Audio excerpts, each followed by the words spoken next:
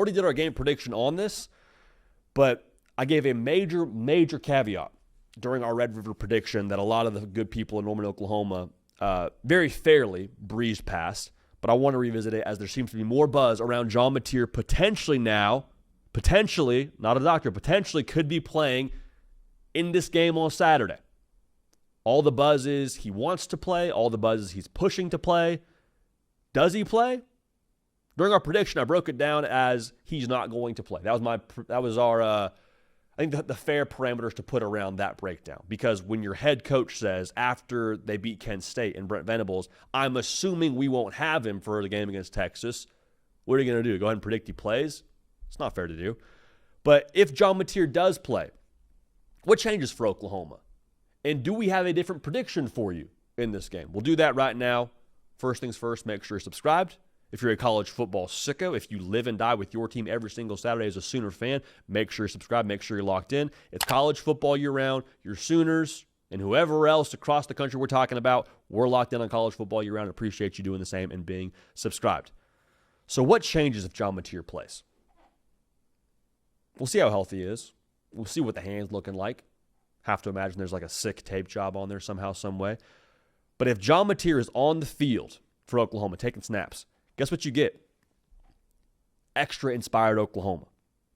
And this is a game where the unquantifiables seem to have a way of playing a large factor every single year. It's Red River. It's a rivalry. It's the stadium split down the middle when it comes to burnt orange and the crimson, and I love it. You love it. It's a beautiful thing. It's college football poetry and cinema. But in this spot now, I'm just saying, if I'm an Oklahoma player and John Mateer has his surgery from a one-doctor shin, and hopefully it went well, but he's pushing to get back a couple of weeks after that surgery, when the report was it'll be at least 3 weeks. Sarai in the South Carolina game, maybe the Ole Miss game, I don't know. But your leader of your football team, both emotionally and positionally, by him being your quarterback, gives every ounce of himself to be out there on the field for you against Texas. You're not walking out with a little extra juice to go play for your boy. You're not maybe finishing through the whistle a little bit more on a block if you're a receiver blocking a DB on the perimeter, or maybe you're finishing through on a tackle a little more nasty to you if you're a linebacker. I'm just saying, man, to have an extra dialed-up Oklahoma team with John Mateer on the field, that would be the case. That would help Oklahoma in this spot. Pretty straightforward. The other part of this, though, you have to account for is, okay, JD, that's nice. You give us this Rudy speech, 1-1 for the Gipper, all that, cool. Guess what? You still have to spot the ball, don't you? What's the game plan? The game plan with John Mateer being available here, I think what we would see is him being in the game, to me, tells me he is healthy enough to make the throws that you're going to ask him to make if you're Ben Arbuckle and John Kuziaski. I think it also means you feel enough confidence around him carrying the football to where he's not going to cough it up. Like if John Mateer's playing, it's not because he is just hoping he's going to wrap up that football with two hands and have a way to hang on. Like you're playing him understanding, all right, if he gets hit, that ball's not going to get squirted out because it got peanut punched and he just didn't have a good handle because that hand's still weak. You play him with the belief that he's going to take care of the football when he tucks it and runs. So my guess is here for Oklahoma, you don't want to put too much on him throwing the ball downfield, at least from the jump. But Texas still has to respect that part of it with 10 in the game, right? You still have to at least assume, hey, he's playing. We've seen him on tape. He can push the ball downfield. So I don't think Texas, at the jump at least, plays this different version of what we've seen from them defensively. I think Texas says, all right, he's in there. Base stuff. Here we go. We know he can throw. How well can he throw today? We'll see. But I think Texas plays their base stuff. So then you see Oklahoma very slyly behind the curtain dial up a more run-centric game plan, and some of that I think, too, would be John Mateer in the quarterback run game, committing to that. So what you're trying to do if you're Oklahoma, you try to get Texas to commit a little bit extra to you running the football. Try to make the statement to start the game, hey, listen, we saw what Florida did to y'all, going downhill and manhandle y'all. Maybe we don't have the same offensive line that Florida does, but if we add an extra blocker in here with a designed quarterback John Mateer run game, we got numbers. We can match up with y'all in the box. And so you see Oklahoma then kind of take this physical approach to start the game. So then what happens? Texas, if that works for Oklahoma, has to adjust. Got to be a little bit more aggressive at the very least when it comes to playing the run downhill. So when that happens, it's teed up for John Mateer, more real estate on the back end. John, we don't know if you got a ton of juice in that right wing today, but you got enough to hit someone downhill when that safety triggers too quickly. We got real estate, and it's Jaron Kanek for a touchdown. Those kinds of plays, I would expect a lower attempt number from John Mateer through the air, but those kinds of plays could make the difference. Because to keep it a buck, we've all seen the Texas offense last couple of weeks. Hasn't been that much to get excited about. You got New York Times authors, or writers rather, feeling a little bit bold and using words like flop for Arch Manning, which different discussion we already had yesterday on the show. But the point being, Texas still hasn't been that great offensively. You still have to me at least, breaking down this game, have to prove at Texas that you're going to be able to score some points. So I say that to make sure it's clear this could be a field position kind of game. It could be a 17 points, 20 points wins the game for you, Oklahoma. You don't need John Mateer to be at top speed, throwing the football downfield to win this game, which is also, I think, why if you're an Oklahoma fan, you're like, okay, Michael Hawkins, go play field position for us, man. We can be fine without John Mateer in this game. I hear you, I understand that, but I like Oklahoma more with John Mateer in the football game. We talked before after the Michigan game for Oklahoma about not wanting to see a ton of John Mateer in the run game going forward, but we also made sure we mentioned within that there's a couple of games where you just got to find a way. You know, you don't want your quarterback to have 20 carries, but it's Texas. It's October. It's kind of a grit your teeth spot if you're Ben Arbuckle and company. So to round this out, you could see John Mateer have a high level of carries here. With, again, him playing tells me he can take care of the football. So you could see it be a little bit more downhill, 15, 20 carries for Mateer, get him on ice after the game and let him hit the Norman Tech boots and get him healthy. So my take in this game, as I said during our previous prediction for the game, and going back to this here, if John Mateer plays, I am picking Oklahoma in Red River. If he doesn't, there's too much out there to me that feels squirrely to feel good about Oklahoma in this spot with Michael Hawkins Jr. Just my feel on this. But if John Mateer plays, let me say it with my chest, I'm picking Oklahoma to win the football game. Probably take them something like 20-16, 17, give or take. Oklahoma wins if John Mateer plays, and I think it would look a lot like that style of game with number 10. Behind center, running the football, a couple of passes downfield, enough to solve your problems, and Oklahoma wins in Red River. Brent Venables gets his second win over Texas and Steve Sarkisian in that game. Cato's heavy Sooners day for us on the program, man. I know you're in the camp of Oklahoma, we'd like to have Mateer, but we don't need Mateer. Thoughts on Mateer potentially playing and what it looks like if they get him in this one? Yeah, you've been mentioning a lot that if he's playing in this game, it means that they feel good about his ball security.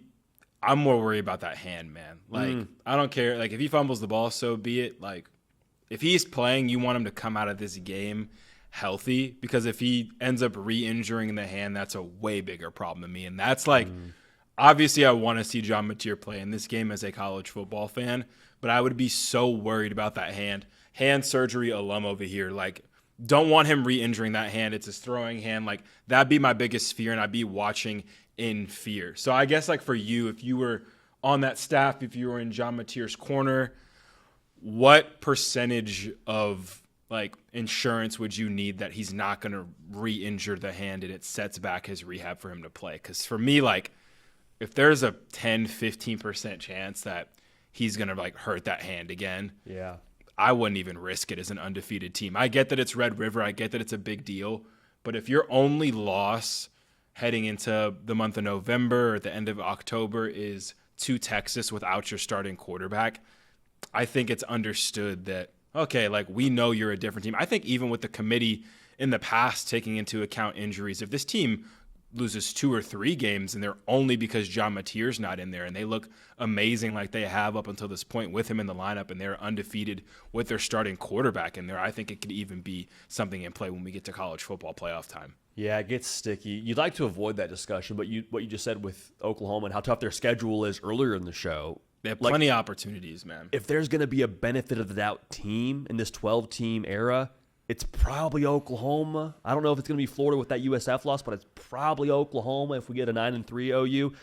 The thing that I'm curious about, we got to get Dr. Shin on the show here and have him violate some HIPAA and tell us all about this surgery, because there's some injuries, Cato, you know as well as anybody else, there's some injuries where it's just all about what can you tolerate physically, and the re-injury rate is pretty low. Like, I broke my collarbone. I don't know exactly what the surgery entailed for John Mateer, but I broke my collarbone, and coming back from it, they were just saying, you're not going to re-injure it. You got a freaking plate in your shoulder, dude. You're not going to re-injure this. Or I got pins in my hand at one point in time. Hey, that bone is healed. You're not going to re-injure it, but it's all about what you feel good about, what you can tolerate.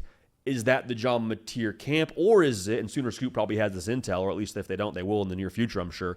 Is it a thing where you're risking John Mateer for what you just said going into November, where it's a lot of this Missouri, Tennessee, Bama, like it's going to be a little bit of a gauntlet here.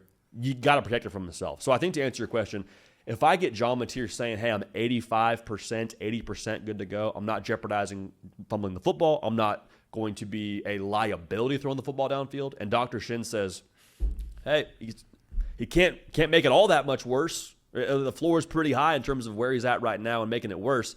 That would be my take there, because what you just said is perfect. You don't want to be John Mateerless here in November. That would be catastrophic. Feels like even too soft of a word, but that's what it would be. Yeah, and even if, like, we need to, first of all, Dr. Shin, if you're watching, come on down. Would love some insight. We got Venmo? Would love some intel. Name your price.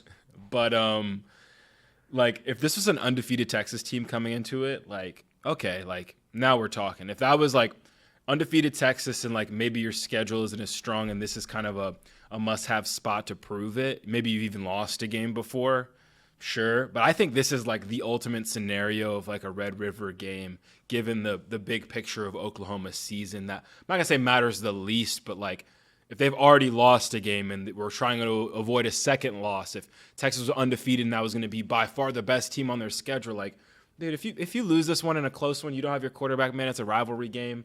Arch finally looks good or something, like, Lord knows. You play Ole Miss, you play Alabama, you play Missouri, you play plenty of teams that are better than Texas right now, that if this game is a loss, we can push that to the wayside and watch John Mateer and what this team looks like at full strength against some really good teams. And if you get wins there, I think that'll be valued a lot more than this game. So we'll see. The value, obviously, internally with this matchup is a whole nother ball game. It's a rivalry game and one of the best, if not my favorite, in college football. So we'll see. But, man, I'd be nervous watching this guy play for sure if it came out that, okay, like, kind of got to protect the hand. As if he had a little brace on it, I'd be like, okay, this isn't cool. But he's a warrior, man. If the Chipotle files are true, I'll be on and popping, and this is a game.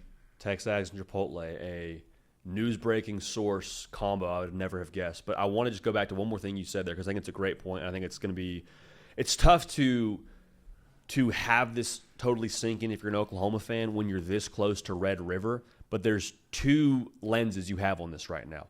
The first lens is the emotional lens of we hate Texas. It's Red River. We got a squad this year. Texas looks gettable. Let's freaking go. Foot to the neck. Finish them. Sweep the leg. That is the emotional side. The more strategic, probably more logical, cooler head side is what you just said, Cato. Like, let's say the quiet part out loud. How good of a win is Texas going to be here in November? We don't know. What if Texas falls off the face of the map here and you're like, well, you beat Texas, that was good, but Texas also got beat by 3 or 4 other teams. Whoa, okay. Hey, that's not really a feather in the cap that it was, but the rivalry still means everything, so I'm not watering that down by any stretch. But if you're thinking purely college football playoff, there's a lot of other data points that will hold a high amount of value for Oklahoma here down the stretch, you'd have to think, with what they have in the rest of October and November. So yeah, the absolute worst case scenario is John Mateer re-injures his hand, you beat Texas, and Texas only wins a couple more games this year. And it's like, why'd we do that? Like, why do we just risk our star player getting re-injured just to beat our rival, which is obviously important? But this is a game where the quarterbacks haven't played, and backup quarterbacks named Caleb Williams have rose to the occasion and gotten wins. Like this, Dylan Gabriel, big storyline before that game that he missed. Like, this is kind of a defining factor of this game, and I couldn't think of a better excuse to losing this one with your rival than being like, if Jean Mateer played, we would have beat you, right? Dude. Like you could have that. You could have that up your sleeve. Like, if you're Oklahoma, like, to me, it's high risk, low reward, in my opinion. So we'll see how it goes. We'll see what Dr. Shin has to say leading up to kickoff when he's probably on the game day desk, spin some facts if he doesn't join us before that. But until then, man, you know where I lean. Just put John on ice, man. You could still win this game without him. And even if you do, big win over Texas. It's the rival, yes, but we'll see what Texas does the rest of the year. Gear up for Alabama, man. Gear up for Tennessee. Like those are some big wins that I'm pumped to watch when John Mateer's in the lineup, fully healthy, peak of his powers. No matter how you slice it, the good folks in Texas OU group chats that are repping the burnt orange, it's going to be very, very toxic whether you win or lose. So our thoughts and prayers with you there.